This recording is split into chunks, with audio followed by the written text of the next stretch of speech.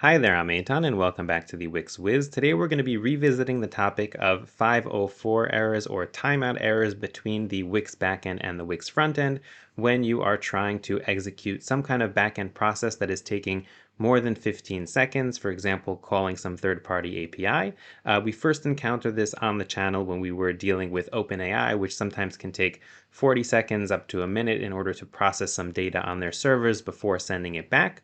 And in the past, we used to deal with this using one solution which I introduced on the channel, and now I want to share with you a new and what I think is an improved approach to dealing with this problem. So if you want to learn all that and more, let's get started.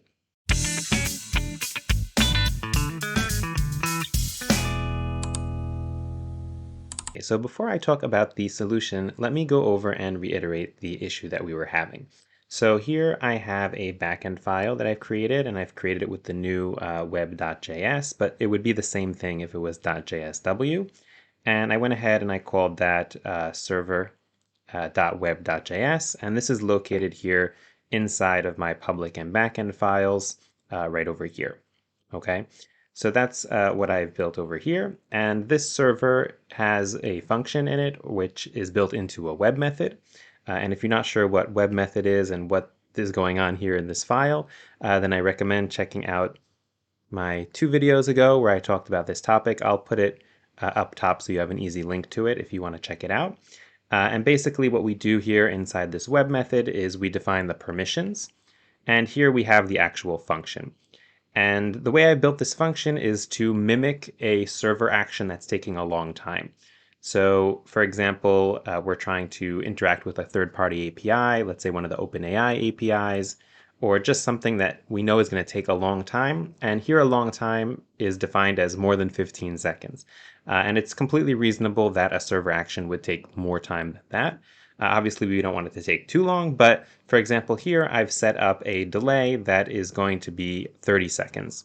And I've done that here with this helper function on the bottom, which essentially resolves a promise after 30 seconds, or whatever amount of time is defined as the parameter. And after we go through this delay, we'll return this is working. So essentially, this is a server function or a backend function that is meant to mimic a server action that's taking a long time, whether it's because of Wix or whether it's because of a third party, which is usually the case. And what I've done is I've set up this page here on the front end, so polling. And all I'm doing here is I'm getting that web method from the back end, and I'm calling it here inside an asynchronous function in my onReady. And once I get that data, I'm just going to log it. So let me go ahead and publish this and show you what this looks like or how this will behave on a live Wix site. So here I am on my live Wix site, and my polling function should already be running. And now let's wait for about 15 seconds, probably a little less because I started the video after loading the page. And boom, you can see here that I got this error, which is request failed with status code 504. And you'll see that no matter how long we wait, we will never get that data from the backend that we were trying to get. And that is because Wix has a timeout between the backend and the frontend, and if that interaction takes more than 15 seconds, then the backend will just send an error to the frontend and say, sorry, couldn't get that for you, it took too long. But since there are so many cases, or at least some cases, where we'll want to take longer than that, we have to figure out a solution for how to enable our frontend to still get the data from the backend.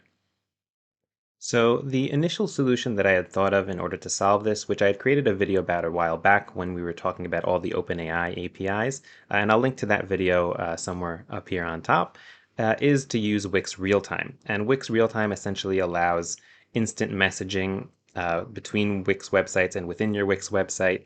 And essentially what we did is that we set up a message here that would be broadcast to a channel that the user subscribes to from the front end of the site, and that channel would receive the message even if the initial request to the backend had timed out. It worked, but there were some things that I didn't like so much about that solution. One is that often there were issues with like multiple subscriptions and people getting the message multiple times. It's also like a very passive approach from the front end perspective. So you're just kind of sitting there and waiting for the response to come back. You don't really know what's going on. And the third thing, which is really what pushed me to develop this new solution, is that I was trying to build a Wix block that needed this functionality, but Wix Realtime currently does not work in blocks. It's something that they're working on. I mean, they might really be working on it, but I don't know how long it's going to take, and I'm very impatient. So that kind of drove me to kind of brainstorm and think of this new solution, which is similar and inspired by what the OpenAI Assistants API does, and that uses polling. Obviously, this isn't something that they invented. The idea of polling is the fact that we send an initial request to the server to tell it to begin a certain process, to start making some kind of calculation or getting some data from a third party. And then we use another function in order to poll the server and ask the server what is the status of this task that I just gave you. And if that task is complete, then we will get the data from the completed task. So let's hop in and see how we can build that kind of system into our Wix backend. So the core of this polling system is going to be a cache. And the cache is essentially going to be a variable that I'm going to declare up here inside of my server. And I'll just call it cache. And it's going to be an empty object. And essentially what we're going to do is that we're going to change this function up a little bit so that whenever we get a request, it's sent with a request ID. And this is an ID that we're going to be able to use in order to identify that request later on when we're trying to check the status of the task or retrieve the data. And what we're going to do essentially is we are going to also use this request ID to store that data or the status of the data within this cache. And this cache will stay the same in between function calls to our backend server. So it's not like I make one call to the backend and then the cache is set and then it disappears, but this cache is persisted throughout different calls to the backend. So what I'm going to do here is that essentially, as soon as we make a call to this function, as soon as we say get data, what we're going to do is we're going to first store a variable, a string variable inside the cache that says that we're processing this data. So I'm going to say here that cache request ID. So essentially I'm using this ID as the key within this object or as the property within the object, and I'm going to set the value to processing. Okay, so then if I go ahead and try and retrieve that data at a later time, I will have some indication that this request has been received and it's now processing. The next thing we're going to have here is we're going to have this delay. Okay, so this is going to be symbolic of some kind of process that we're doing that we think is going to take more than 15 seconds.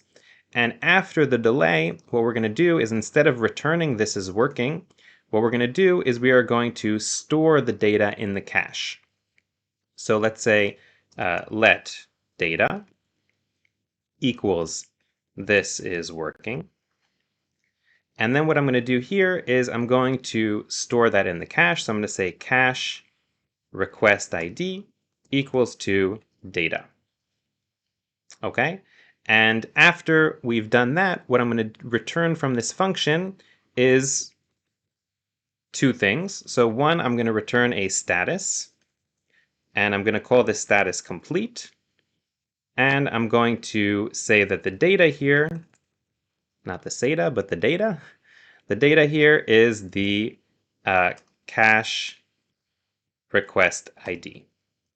Okay, or we could even just pass the data in directly like that. Okay, so what's going to happen here essentially, let me kind of walk through it again. So a request comes in with a certain request ID, and then we tell the cache, okay, we're processing this request. The request is being processed, and this is whatever data comes back from that request. So it could be like a third-party API returns some kind of data, OpenAI finished kind of generating the text or whatever it might not be. And then we store the data in the cache, and we also return it. And the reason that I'm returning it here is that if this process does for some reason take less than 30 seconds, less than 15 seconds. Obviously it won't in this case because I've kind of hard coded in that delay, but in a real life scenario, this might take less than 15 seconds. And in that case, there's no reason not to provide the data as the result of this function, okay? And I'm just going to change the name of this function as well, because it's not really get data anymore, but let's say it's going to be start task. Okay, let's call it that. And now we're going to want to create another function, which is going to be in charge of retrieving the data, or at least checking the status of the data. So let me go down here right under our first web method, and we're going to create a new web method over here. So const, and let's call this one actually, export const, and I'll call this one get data. And this is going to be a web method, and we'll assign it permissions of anyone, just like our initial function. And here we're going to create the function that we're essentially going to use to either check the status of that data or get the data. So it's going to be an asynchronous function as well. And it's also going to take in the request ID so that we can identify which request we're actually trying to get the data for. And the first thing I'm going to do is I'm going to say, if there's no cache request ID, then I'm going to return status expired. Okay, so if for some reason when we try to retrieve that request ID, we don't find that request ID at all within our cache, then that means that either the process hasn't started, or as we're going to set up later on, the process has expired. So that means I'm just going to return status expired. Next, I'm going to handle the situation where the request is still processing. So I'm going to say over here, if cache request ID equals to processing, processing, then I'm going to return status processing. Processing. Okay, and you'll notice that in these two cases, we're not returning any data, we're just returning a status. And the last case will be if it's not expired and it's not processing, then we will return the actual data, because we're going to assume that if it's done processing and there's actually data there, then it's the data. So I'm going to return here status complete, and I'm going to return the data, which is going to be the cache request ID. Okay, because here we actually don't know what this data is. Here we just need to check the cache to see what the data is, as opposed to the first function, which we kind of knew what the data was if it came back. So that is what we're going to set up over here. And what I want to do is I also want to set up, as I said, some kind of expiration. So I want to delete the data from the cache if a certain amount of time has passed, because otherwise our cache will get very bloated because we're constantly adding more and more data to the cache, but we're never removing it. And this can cause some memory issues from our server if we have a lot of requests like this. So let's work on creating this expiration function. Okay, so for the expiration function, we actually don't need to create a web method because it's just going to be a function that we're using within the backend. We're never actually going to call it from the front end. So let me create it right over here before our delay function. And I'm going to say that it's an async function, and I'm going to call it expire. And let's also give it a certain amount of time. And what I'm going to do here is I'm going to set a timeout with this certain amount of time. And when that timeout occurs, I'm going to delete a certain data from the cache. So in addition to the time here, we're also going to need to have the request ID of the request that we're going to expire. And what I'm going to do here is I'm going to say delete cache cache request ID. Okay, so essentially just delete that property completely from the object, and that will clear it from the memory, and everything will be nice and clean. And we're going to go ahead and call this function right over here. So right after we assign the cache the status of processing, I'm going to call the expire function. And let's call it initially with 60 seconds. So that means that if for some reason 60 seconds pass and we haven't received any kind of data, then we're going to essentially assign this, we're essentially going to completely delete that from the cache. And we have to deal with one more scenario now, and that is that if 60 seconds pass and then we get the data back, then we're only going to want to assign that data to the cache if there actually already is a request ID in the cache. So I'm going to add that condition over here and say that if cache request ID, then we're going to assign the data to the cache. Okay, so what's going to happen in this situation is that if the request has expired before we get to this point, then we'll never actually assign the data. And what will happen is that when we try and get the data, we'll just send back a status of expired. So now that we've finished, or hopefully finished, building out the server side of this new polling system, let's head to the front end, the page on our website, and adapt it to interact with this new polling system. So I'm going to head over here to my polling page. And what I'm going to do is I'm going to add a button so that we can kind of use that in order to initiate this entire process. And it won't just run as soon as the page loads. So let's just change this to be start. And I'll go over here and change the ID here to be start button. Awesome. So let's go ahead and set up a function that will interact with our new web methods that we built. So we still have one web method that's called getData, but we have another one that's called startTask that we also need to import. And essentially what we're going to do now is we're going to build, let's build out a handler. So I'm going to call this async function, and let's call this start event handler. And this is going to be the function that we're going to pass to the start button when it's clicked. So I can do that already over here. So we can get rid of these two lines. And I'm going to select our start button. And I'm going to say .onClick. And I'm going to pass in this event handler. So what do we need to do inside this event handler? So first of all, we're going to need to have a unique request ID. And to do that, I'm going to use our beloved UUID package. If you haven't installed it yet, then you can go here to Packages and Apps, and you can install this package, npm package UUID. And essentially, this is going to help us create a random ID. So I'm going to import that package right over here. So import v4 as UUID v4 from UUID. And essentially, all I need to do then is to say const request ID equals 2.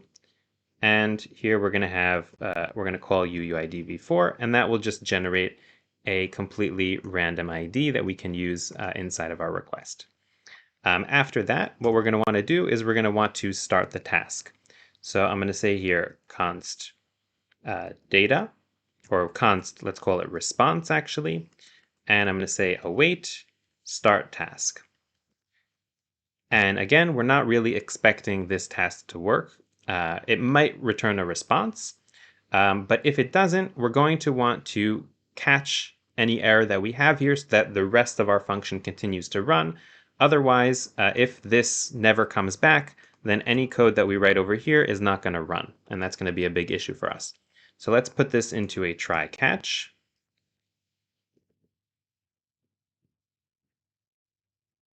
And I'm going to log the response if we do get one. So console.log response.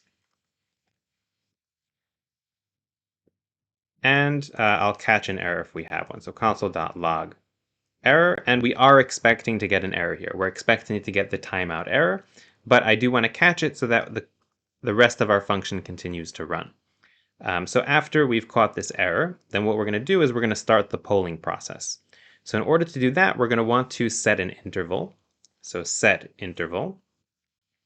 And let's run this every 3 seconds. And what we're going to do in this interval is we're going to try and check the status of our process in the backend of our task. So I'm going to say here const response equals to await get data. And this needs to be asynchronous as well. So we're going to turn this into an async function. And here we're also going to need to pass in our same request ID. So request ID. And I didn't pass it in here to start task for those of you who may have noticed and may have been ready to kind of jab the comments there. So yes, you'll want to pass the request ID also to start task and also here to get data. And after we get this response back, essentially what we'll want to do is check the status and handle it in different ways. So let's say if our response dot status equals to complete, then we'll want to, handle the data. Okay, do whatever you were supposed to do with this data. For here, I'm just going to console.log data, which is going to be the response.data. Okay, that's in the case that it's complete. In the case that it is processing, we can just ignore it. Okay, or we can do something while it's processing, like maybe you want to send some kind of nice message to the user to tell it that it's doing something. But essentially what I'm going to do is I'm just going to add a generic log up here. So console.log response, and that will help us keep track and see, because I want you to see visually on the front end that we're getting that kind of processing response. The next thing that we're going to want to do is handle the situation where our request has expired. So I'm going to add here else if, and also you can use here switches if you want. Just it's a little easier while I'm tutorialing to do the ifs. So else if response.status equals to expired. Then what we're going to do is handle expiration. Okay, so we'll want to tell the user maybe there was some kind of error, please try again, or something like that. So that's what we'll have to handle here.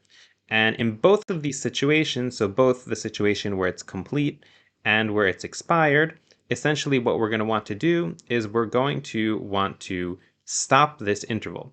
Because we don't need to keep on polling the server if we A, got our data, or B, know that we can't get our data.